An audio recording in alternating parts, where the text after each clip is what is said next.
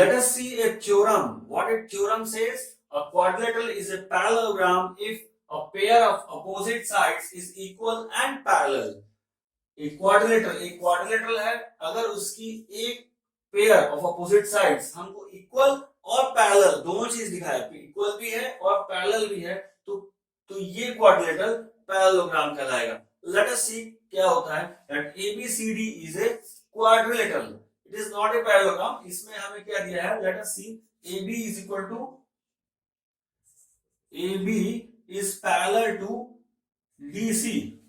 ये दोनों लाइन एक दूसरे के पैरेलल है, एक पेयर पैरेलल है दिया है, और हमें ये भी दिया है कि AB is equal to DC, है ना.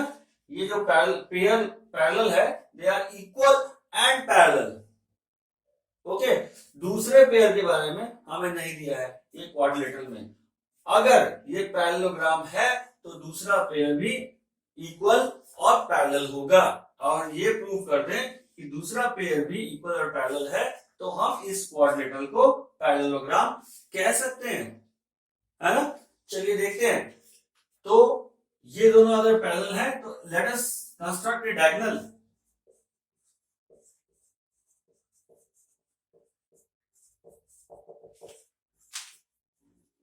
डायगोनल AC, एक डायगोनल बनाते हैं, that is AC. AC is a diagonal. Okay. अब यहां क्या दिख रहा है? दो ट्राइंगल दिख रहे हैं. ट्राइंगल देखते हैं.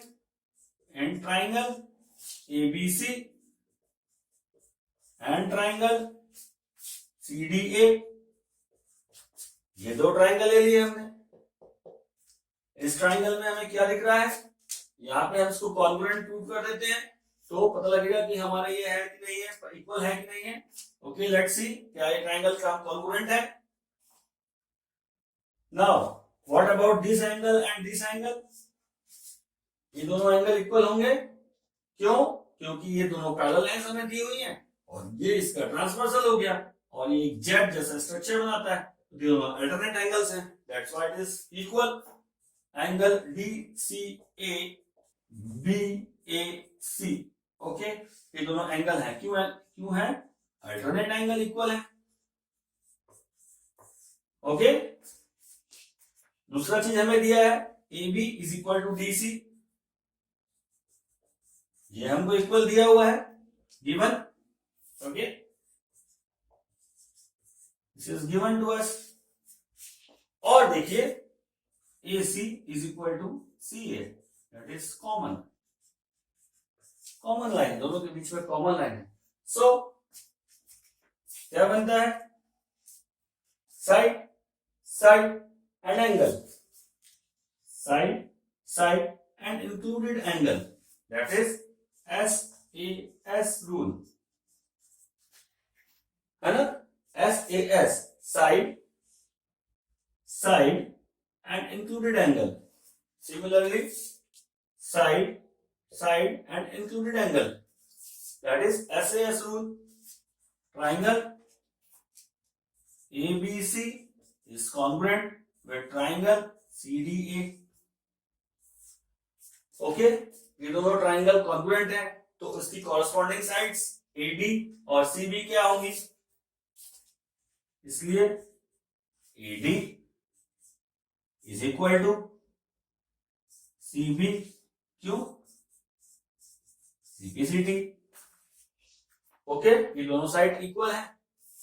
अब हमें प्रूव करना है कि ये दोनों साइड इक्वल तो है, ये सब दोनों साइड पैरेलल भी हैं, क्योंकि पैरेललोग्राम के लिए इक्वल होना और पैरेलल होना दोनों चाहिए.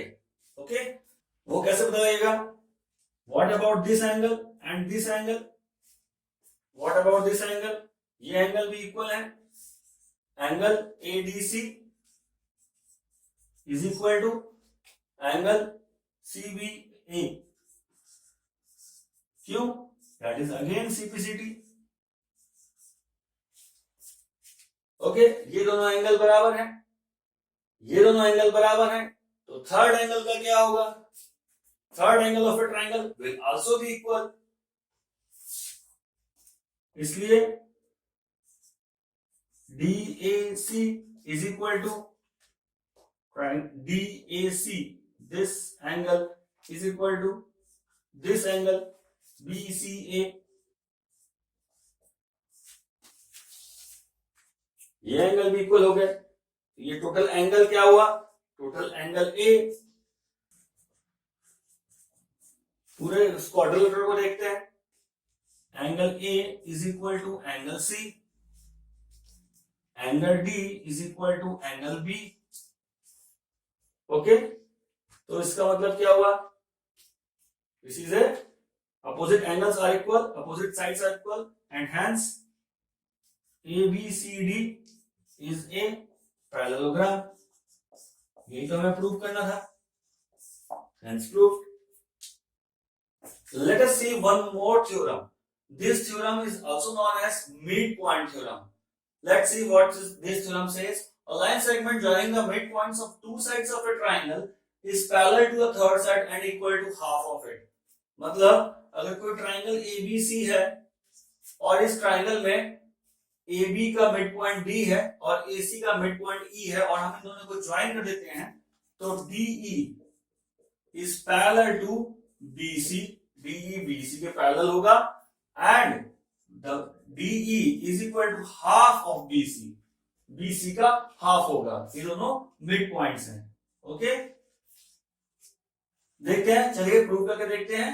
तो what is given to us? सबसे पहले देखेंगे हमें दिया हुआ क्या है।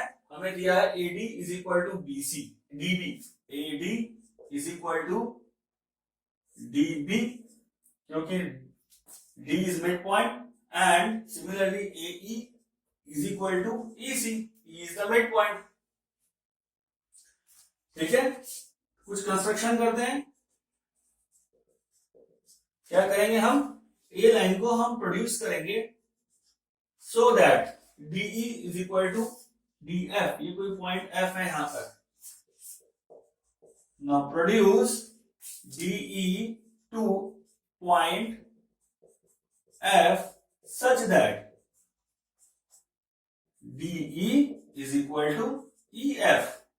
जितना ये है उतना ही, और आगे हमने इसको प्रोड्यूस कर दिया है। Okay, now join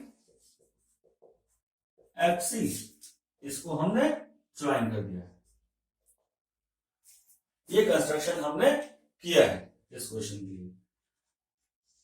now we have to prove BE is parallel to BC, ये प्रूव करना है, and D is equal to half of BC, ये प्रूव करना है। ओके, तो क्या देखते हैं, यहां हमें दो ट्राइंगल दिख रहे हैं, दिस एंड दिस, ये दो ट्राइंगल दिख रहे हैं।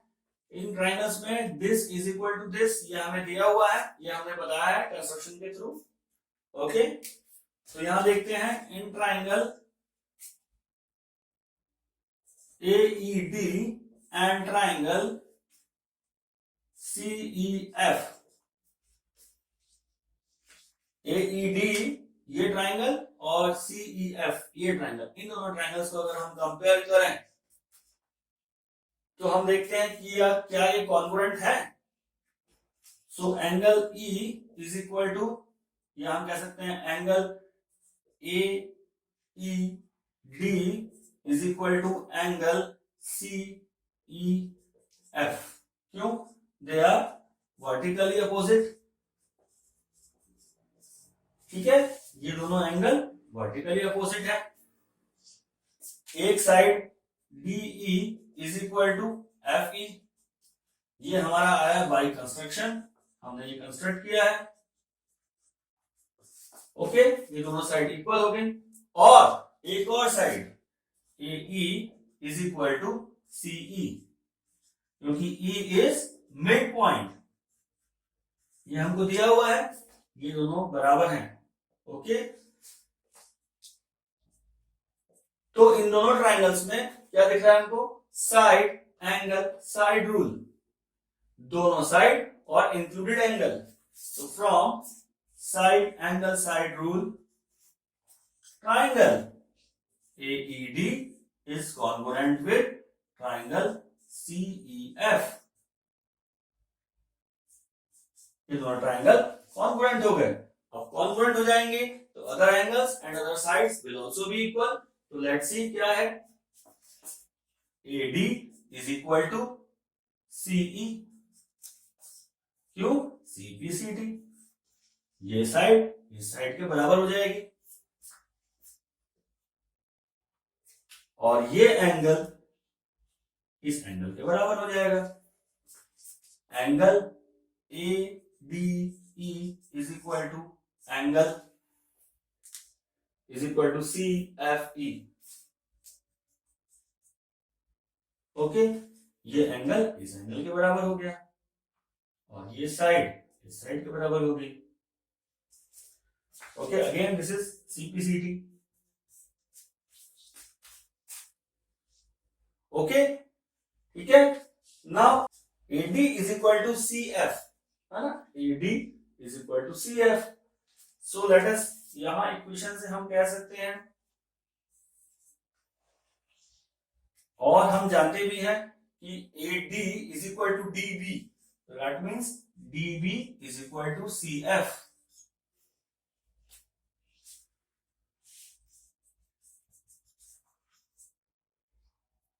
AD is equal to DB, AD की जगह DB लिख दिया। Now this is equal to this. Okay, ये हमारा बन गया इक्वेशन। अब देखते हैं, ये दोनों साइड इक्वल हो गई हैं। अब देखते हैं, एक क्वाड्रिलेटरल हमें दिख रहा है, दैट इज DBCF। ये क्वाड्रिलेटरल है DBCF। ओके, यहां अगर हम देखें तो ये एक लाइन है, ये एक लाइन है, इन दोनों के बीच में एक ट्रांसवर्सल है जो कट कर रही है और ये ट्रांसवर्सल के alternate angles they are equal. Angle ADE is equal to angle CFE, ये दोनों एंगल इक्वल हैं, तो we can say DB and CF are lines, DF is a transversal, DF transversal। देखिए ये दो लाइंस हैं, may be parallel, may not be parallel, but this is cutting through them, that is DB and this is F and this is C। ये इसको cut कर रही है और हम जो देख रहे हैं वो क्या देख रहे हैं, ये एंगल और ये एंगल बराबर आ रहा है। Angle ADE is equal to angle ECFE, ये हमने देखा यहां से, ADE is equal to CFE। ठीक है, तो line AB is parallel to CF। Why this is parallel? क्योंकि if, ये हमने थ्योरम में पढ़ा है, if alternate angles are equal, then अगर alternate angles दोनों के equal हैं तो intersect, the lines are parallel. ठीक है, तो यहां क्या हुआ, ये लाइन CF और ये दोनों लाइन इक्वल भी हैं और पैरेलल भी हैं। यहां देखते हैं इसको,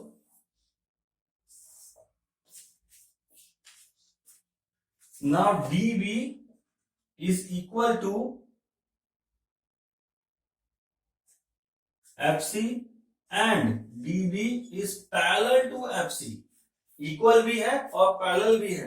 तो ऐसा क्वाड्रिलेटरल, एक थ्योरम हमने लास्ट में देखा, ऐसा क्वाड्रिलेटरल जिसमें अपोजिट साइड्स पैरेलल भी हो और इक्वल भी हो, and that quadrilateral is called a parallelogram. Okay, then we say BCFD,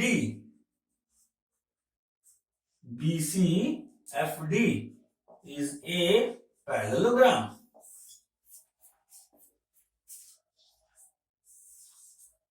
okay, parallelogram है तो क्या होगा, implies DF is equal to BC, ये दोनों बराबर होंगे and DF is parallel to BC, दूसरे साइड्स भी बराबर होंगी और पैरेलल होंगी. This is the property of parallelogram. Okay, DF is parallel to BC. Now DF is equal to BC. अब DF जो है that is we can say 2DE कह सकते हैं, क्योंकि ये मिड पॉइंट है. DE और DE दोनों मिला के DF है. यही तो हमें प्रूव करना था. 2DE is equal to BC और we can say DE is equal to half of BC. यही हमें प्रूव करना था. Hence proved. Okay.